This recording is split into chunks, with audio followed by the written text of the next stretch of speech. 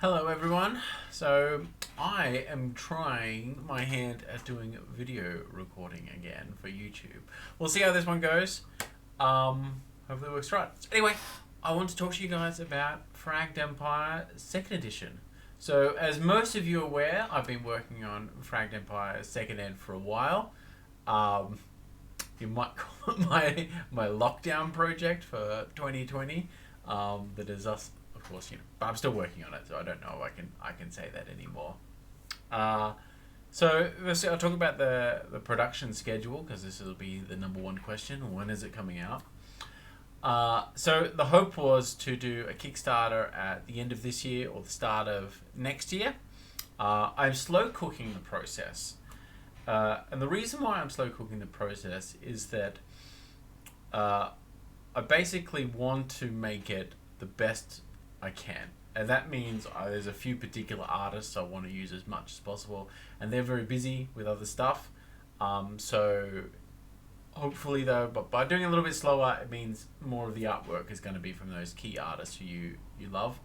And it's also giving me much more time to play test this thing. So I finished the rules for this like last year. Like it was done a while ago. But the polish process, the playtesting phase, you want to make that as long as possible, just to test all the different bits and all different types of people to have a look at it. So there's kind of an advantage of that. And I know some people might be a little bit like, oh my goodness, this thing's taking forever. I'm out, like, core rulebooks for the 1st edition have been out of print for a while now. And I know it can feel like, oh, Kickstarter's going to be late, like it's not out yet, and then it's going to take a while for printing and stuff like that. But, okay, the playtest is already out there.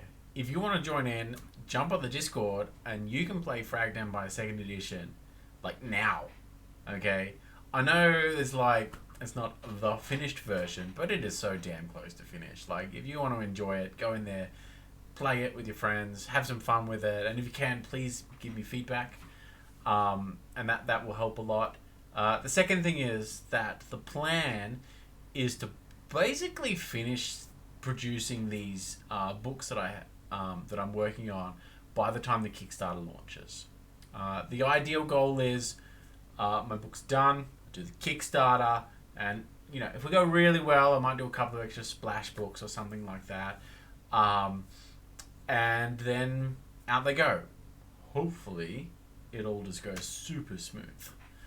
But also, which brings up another question: is what am I actually planning on producing? So the goal at the moment is for 2nd edition to be in 2 books: a core rulebook and a core lore book.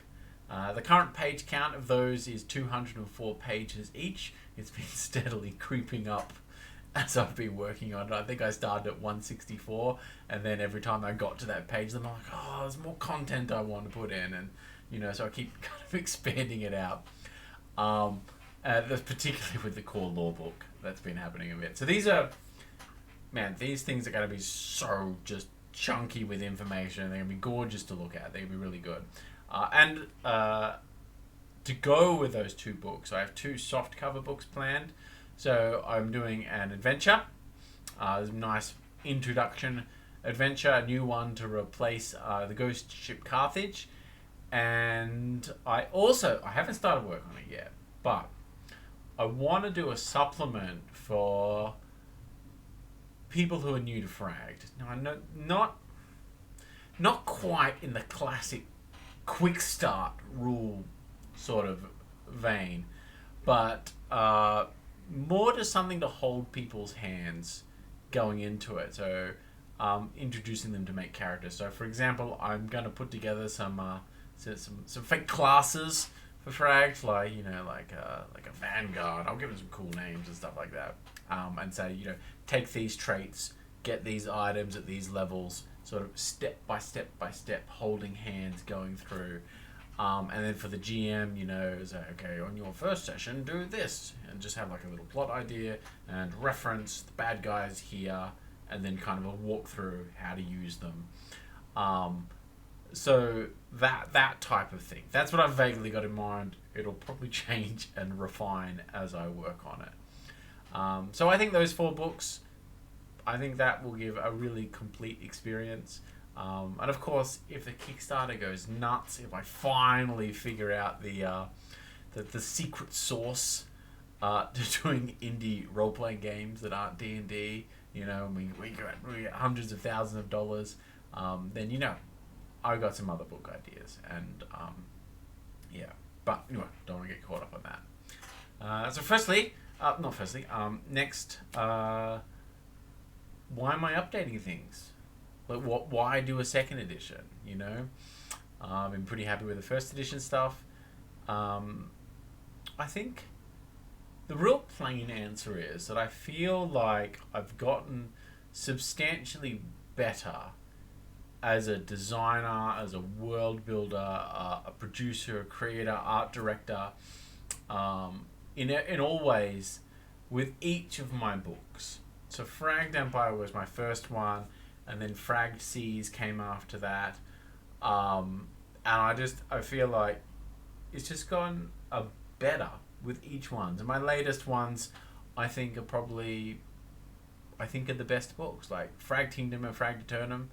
I think they're particularly good, and I think I want to go back to Fragged Empire, who is my baby, my firstborn. The company's flagship IP, and I want to not just lift it up to the standard of my later books, but be the next step of even better than those ones. And I think it's well on its way to do that. Like, I think Fragged Empire 2nd Edition is going to be, in my opinion, and I know I'm biased, I think it's going to be the best medium crunch sci-fi RPG ever made. Like, I think it will be, in terms of just quality of content, how it looks, how the rules work. Now, I'm not saying that, of course, means it's for everyone's taste. People like different things, especially in regards to rules. That's fine, but I think this is going to be a pretty impressive product. Yeah. Okay.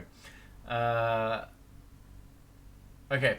So what's actually changed? What can people expect in Fragged Empire 2nd Edition? So I'm gonna step you guys through the actual some of the PDF, my work in progress PDFs that I've got here soon, but I'll give you guys a bit of an overview. So one of the big things we'll start with the rules. One of the big things is I'm cutting out a lot of the fat in 2nd Ed, and I know people think, oh no, does that mean you're going rules light? No. I think 1st edition was unnecessarily obtuse in some areas, and I'm aiming for that holy grail, that unachievable holy grail of game design, of where you're looking for the perfect intersect between maximum depth and ease of accessibility. Okay, and I think I've just done a lot better job of that, trimming away a lot of the unnecessary stuff. I've rebuilt all of the traits and the items, just to make them much easier to understand, but also still maintaining as much of that mechanical depth as possible. I think a game that is designed poorly is one that is just complexity layered upon it, and they're gaining their depth through that. I think really good games are not only deep, but they're deep while being as uncomplex as possible. So see how that works. I'll show you the character sheets, and that'll give you a good idea of what I'm aiming for here. So this is the character sheet here, and you can just see it's really a lot less cluttered than the 1st edition one. You still got your actions, but then all the resources and stuff, lots of notes here, and and there's your skills and stuff like that. And then here's your combat sheet, all in one page, no need for a reference sheet. And then here's your spacecraft sheet, and then that's it. Yeah, so that gives you, I think, experienced role players will be able to look at this and they'll be able to see what I'm going to, where have I put the depth and stuff. It'll still feel very much like Fragged. Like, I'm not reinventing the wheel. I'm just really, really, really refining things up. Another big area which I'm refining up, so we'll jump into some specifics here, is the way that PC rewards work. So in this one, your GM doesn't hand out resources and influence. The GM does this, okay? They hand out trade goods for physical rewards, like money and looted equipment. They hand out networking units for building favor with non-player characters, and then players can transform trade goods into resources, put 4 together, get a resource, or networking units, get 4, get an influence. The GM just needs to think in those 2 terms. Just a couple of tiny exceptions. So there's also research here. If the players do something where they discover something cool, they find like a mystical artifact or some ancient bit of technology or a potential alien, the GM might give them a free research roll. So they can make a roll, try to get a research unit. And the other thing is, of course, players, if they find some looted equipment, let's say they find a cool gun with modifications on it, they can choose to keep that gun rather than turning it into trade goods, and they keep all the mods on it. Okay? So those are 2 tiny exceptions there. But it also, I think I'm done a lot better job at refining that reward system from first edition. So GM, just think physical rewards and do NPCs like the players more because of their actions. Yeah, so I'll get more into this in the future in terms of GM guide improvements.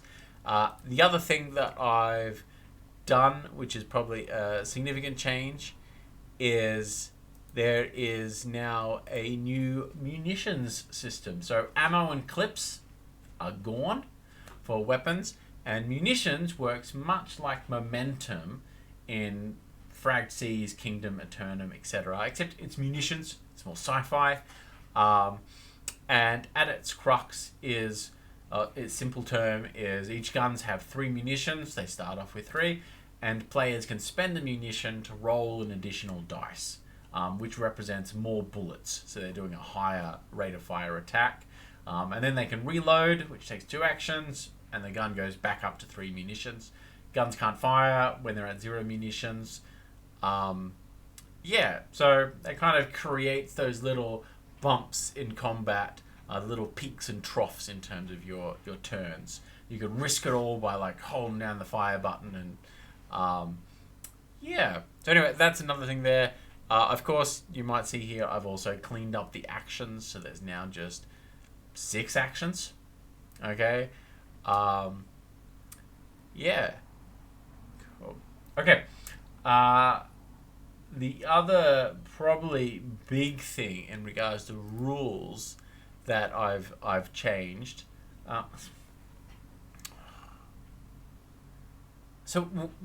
Let's just call it accessibility. So there's a lot I could talk on this, and I know it's a bit of sounds like a buzzword, but let me just show you 2 examples of this. Just lovely artwork, by the way, and also just so people know, the graphic design is not done at all. I'm getting all of the content finished first, and then I'm going to go through this whole thing, and I'm going to add nice textures and make everything look a little bit fresh and interesting.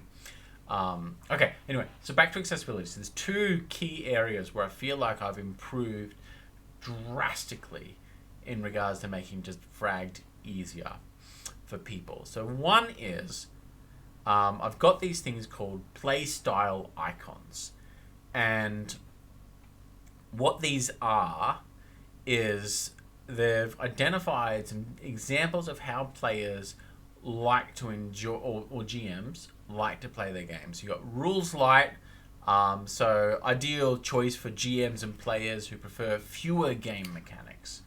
Okay, combo, so that's much more people who enjoy. We'll say that the gamey part of role-playing games. Okay, they love combining different elements together and kind of getting these kind of cool little peaks when all the stars align. Okay. The other one is narrative, so people who are really into the role of the role-playing game, and it's much more to do with story stuff. And then you've got mix it up. So this is probably more for people who either just like being weird, okay, or they're fragged veterans and they want something to be very different, okay. And where I place these icons is next to optional rules and items and traits and stuff that people can select throughout the book. And they help people to quickly identify the nature of that option. So you can see right here, for example, this optional rule that allows PCs to retro their character at the start of a campaign. And this has a little rules light icon next to it. It's more forgiving. Okay, but if we go to the back of the book, let's just go right here. So these are the base weapons, and you can see here I've got these little icons that are all next to it. So this one, fire support weapon has the narrative icon next to it because it's a much more narrative styled weapon. But then you've got some prototypes which are really a bit more to them. So they got the combo icon next to them. And then this is the same for traits. I've done this through here, and what this means is that they know they're a rules light player, for example, or maybe they feel like their character is just complex enough and their next trait they want to take is just something a little more with some passive bonuses. Okay, so they might just look at options with this rules light icon next to it. So they might take educated. You are trained in an additional skill. Very simple. Okay, it's a passive bonus. It just sits there. Okay. And then of course, of some of the icons I've highlighted in red to say that this is a super that thing. So this one, for example, is flashback, and it requires GM permission on this one because it can change the tone of a campaign a lot. Is once per session, you may spend a grit reroll point to add or alter a major element of the game, and you do that through something like flashback. Ooh, back I happen to be prepared for this situation because I did 2 days ago. And that type of thing. So it's like that is narratively not just rich but super impactful on the story, and so that's why that one's highlighted there in the reds. Cool. Okay, so that's one thing I've done, and I feel like this is more impactful than you think than the space and the rules that it takes up. It looks pretty significant, but it helps a lot. And I think it'll be particularly handy for people, like a GM's job often will involve bringing people who are new to a rule system into it, and this will help a lot. Okay, so if they get the new player in, they're just getting familiar with Fragged, and they say, look, just look at the rules light options. Okay, and they're all balanced. Okay, they're not underpowered because they're rules light. They're just less crunchy. Cool. Okay, so that's one thing. The other thing that I've done significantly different is I'm doing a much larger GM guide section. Okay, I think Fragged First Edition was really aimed at experienced role players. Okay, and I felt like that was unnecessarily slightly alienating. I know, look, I know it's going to sound like I'm bagging on first edition a lot, because I'm noting the things that I've changed. There's lots that have remained the same, but I'm just, focusing on what's new in second ed. And so this is just much more of a guide. Like here, like the GM can say, well, what is Fragged supposed to be played like? How is it intended? How do I approach the lore and the rules? And just guiding them through that. Here's a big section on rewarding players, and it just lays down in a standard game. Here is the reward rate that you should be working at. This many trade boxes per session thing. Okay, now this is what I talked about. I touched on before how I've changed the reward system and cleaned it up a lot. So I think, and I don't know if I realized this when I first made Fragged First Edition.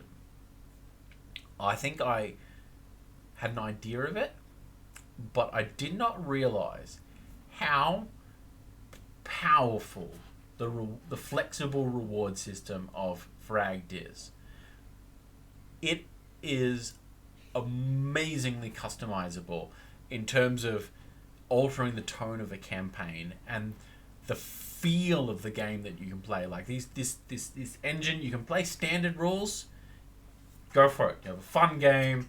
And you get that sort of ragtag Firefly sort of vibe from it. But if you alter things, you can do stuff drastically different. And here is an example of how I've tried to convey some of that. Now, I've put actual guides in here, like it's much more specific. But here, okay, so if you want to do like a survival horror game, okay, and here's what it tells you. Do these things, okay? Alter these rules, and then for your players, so NPCs are getting additional crit damage, PCs die easier, the classic horror stuff, adding more severe consequences to people's choices. But also, here is the reward rate. Give 1 level per 3 sessions, so standard. But 1 spare time point per session rather than per session. So altering that comfort that the players normally would get from a trickle of spare time points to heal themselves and things like that. And it winds up the intensity that you like to feel in a survival horror game. And then, let's say you want to do a Space Explorers styled game, so much less resource focused, much more influence focused, because you have a giant ship, but you're running around with little phase pistols, okay, and much more to do with research, like really encouraging players. You might be in a giant ship with hundreds of crew going off into weird, strange planets and exploring the unknown, and here is a recommended reward rate for a game like that. Okay, so still 1 level per 3 sessions, 2 spare times points per session rather than 1, because everyone's nice and clean and always patched up. Okay, and their weapons may not be big sort of DACA weapons, but they have lots of funky little bits on them, modifications. Yeah. Okay, so that's, and here's a little chart to sort of show people, and there's like the 3 different axes. Okay, so you have how many resources you give players, how much influence, his spare time points, and then this is sort of the feel of the game and that you will get. Just as a quick guide to GMs out there looking at this thing, basically the more spare time points, the easier your game is going to be. It's much more forgiving to your players. The more resources, much more sort of personal gear orientated, more influence, greater spaceship orientation. Cool. So that's another thing. Creating encounters, lots of environments. My reason for this environment stuff will come up later, but I'm going to be doing a much larger focus on exploration in Fragged second edition. Oh yes, and tables for people to roll onto. You know, if I told myself 6 years ago that I would be including random roll tables in my book, I wouldn't have believed me. I grew up not being a fan of these, but I'm a bit of a convert. And my reason is, and this is just me, everyone uses them differently, is it allows for a different style of game that's particularly good for exploration. So like not even the GM knows what's out there. Creating ideas, but also it can just give a bit of a cross-section idea to GMs of how I envision the Fragged universe. So this is for like rolling up random systems and stuff like that, like all different sorts of interesting stars and planets and things like that. Cool. Okay, yeah, just much more of a guide on like, here is how to do combat. And this is all GM guide stuff. Cool. Oh man, I really want to update the graphic design on this, but I'm holding off until the end. Cool. Okay, so that is the rule book. Let's have a look at the lore book. Okay, so with the lore book, I've really grabbed first edition Fragged and the Protagonist Archive and pretty much put them into one book. I've taken out all of the short stories. Now they were a bit, I missed them. I really liked those in the first edition. They were just made the book so much fun to read.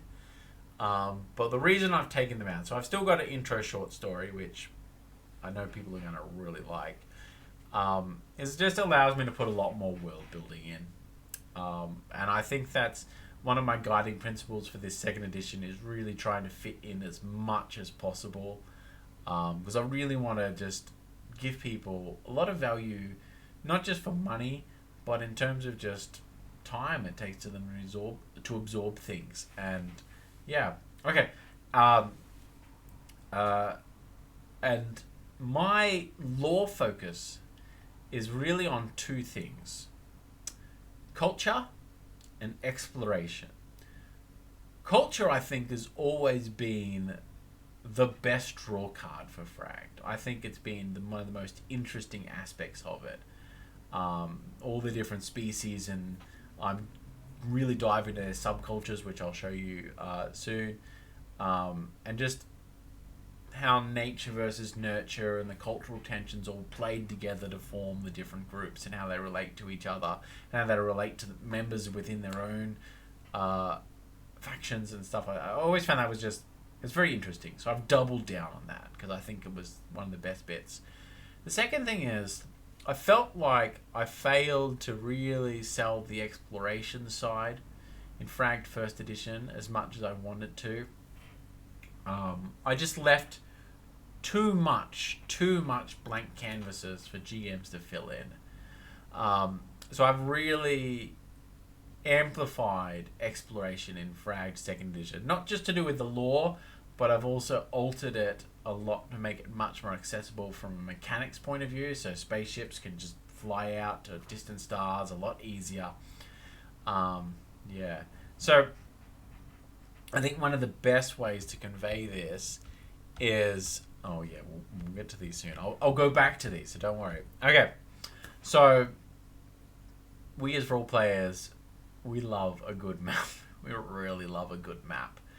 And so I've redone the map, and I'm super proud of this one. I think this is pretty good. Anyway, so you'll notice here we've got some new systems, and so in this lore book, I've not only got Haven, okay, that the classic Haven system and diving into all of that, but I've also, you've got the new Kasuf system, which is a system without ley dust. So you're getting a bit more of a hard sci-fi vibe in this system, and it's a lot more sparsely populated. So and there's also lots of pirates and stuff in here. So this one is a bit more of the unknown sort of going on here. And then you've also got the VAR system, which is the one where the corporation come from. So you got VARsphere right there, which is where they're at. And so this is a binary system. And these three systems are all linked by jump gates, which speed up jump travel between them. And I've also touched on a number of other systems. So you've got Kumba, which is where the Remnant come from, and you've got Cerberus, where the Legion come from. And you can also see this is where the Twilinga were beforehand, and this is the Ursine nation, and this is how big the Kaltoran nation was. Yeah, and I've also dived into a bit more of the pre-war history, so jumped into the Archons, and even like a little bit on humanity, Archons and some various factions for them, and diving more into how ley dust works, and yeah. Okay, so and the goal of all this is just to create a bit more of a skeleton for GMs to build around. Okay, so I really want GMs to go off and explore these other stars. Okay, but by giving them just a bit more of an example and a starting point, it can help facilitate campaigns a bit more and just get people out of Haven. Go look at cool stuff. Okay, what else is out there? Find out what's out there. So still lots of weird. I think the term is white space. I think that's what it is. So particular areas where I, as a game creator, will never fill in, because I want you to go fill them in. So yeah. Okay. And then of course we've got the various species. So we better show you the big. Oh yes, there's a new timeline.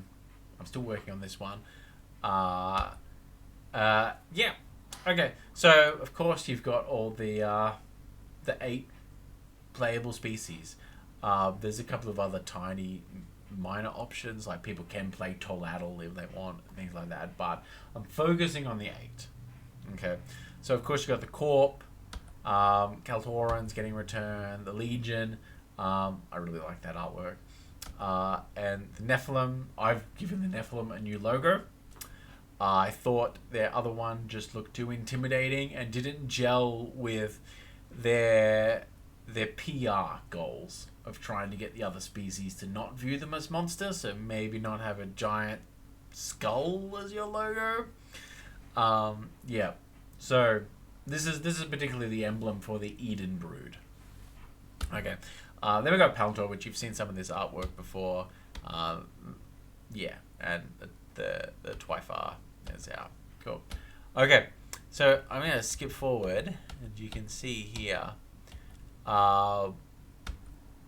This is an example of how I've broken up the write-ups on the various species. Okay, so the Corp get a nice one. They get a fair bit there, because if the Corp is the dominant culture within the Fragged universe, okay, they are big and powerful culturally. So anyway, I start off with a history, writing up about them, and then I go into the various subcultures. So this is the Suits. They are by far the hegemonic culture within the Corp. Okay, and then I've got, this is the board of management and the big prominent companies, megacorps. So this is also something I've done a bit more in Fragged Empire 2nd Edition, is I've kind of, yes, there are other unmentioned megacorps. You'll notice that this is not exactly 1 to 10 perfectly, and the reason I've done that, I want GM to come up with stuff and have room to insert their own, but I'm really going to focus, like, these companies and their CEOs are going to be much more prominent within the lore.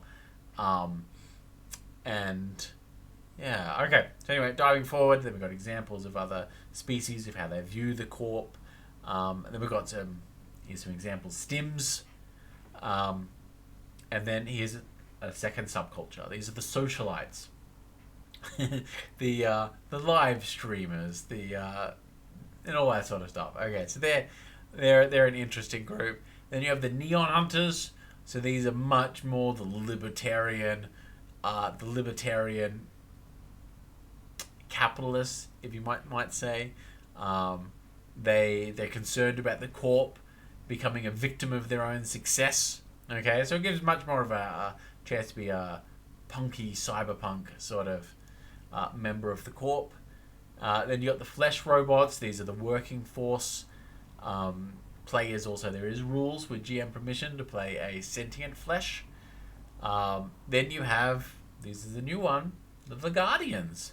These are the guys that the corp left behind on Varsphere, and this is what the corp used to be before they discovered capitalism and all that. And you got some example clans for the Vagati, and yeah, okay. So it gives you a chance to be, if you want to be much more of a post-apocalyptic, rough desert rancher with a robot dog sort of thing, if you want. You can be that as well. So it's just adding more variety.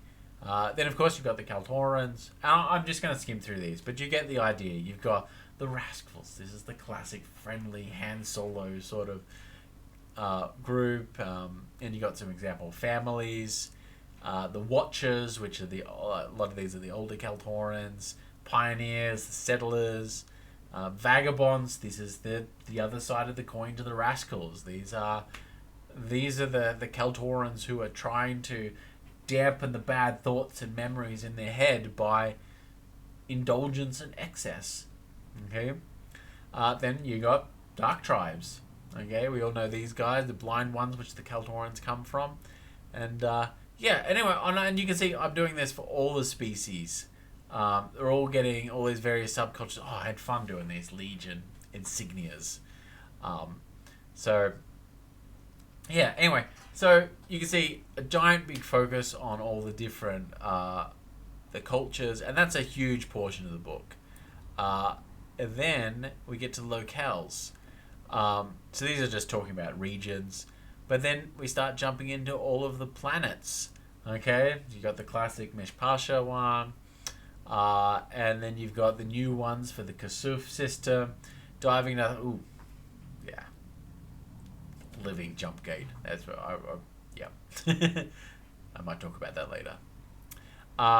Yeah, so just adding new planets and a lot more in there. So these are all the various locales, which then this is just to reiterate my focus on culture, exploration. Those are the two big ones that I'm diving into with second ed law. Cool. Anyway, I hope that sort of shows people what I'm working on.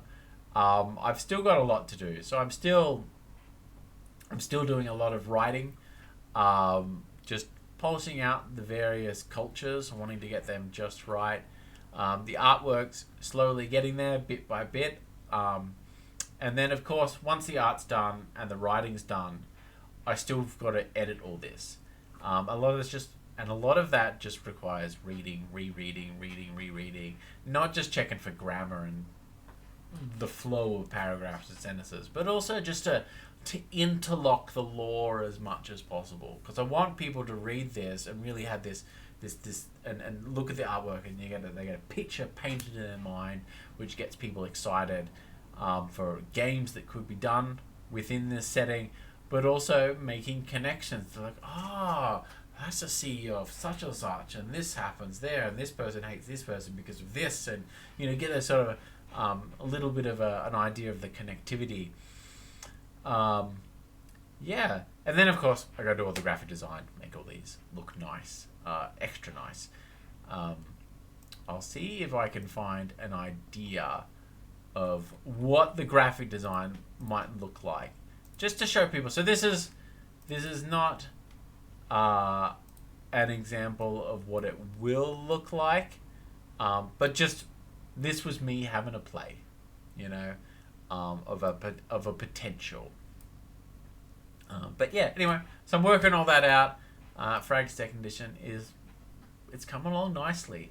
I know we all would like things to be as fast as possible, but I'm really hoping this is going to be something truly amazing. I think it's aiming for that, and we're aiming for that, and I think we've got a good shot at it. Yeah. Anyway, if you got any questions, feel free to ask in the comments. I'm very active, particularly on my Facebook page. I got Twitter and Discord. If you want to join the playtest, jump in on the Discord. The Frag community is very active on there. It's a good platform for people to chat. I've also known people can run online games through there as well. Yeah, I'm an open book. Just ask me stuff and I'll tell you. I like to be as open as possible. Cool. Okay. Take care, everyone.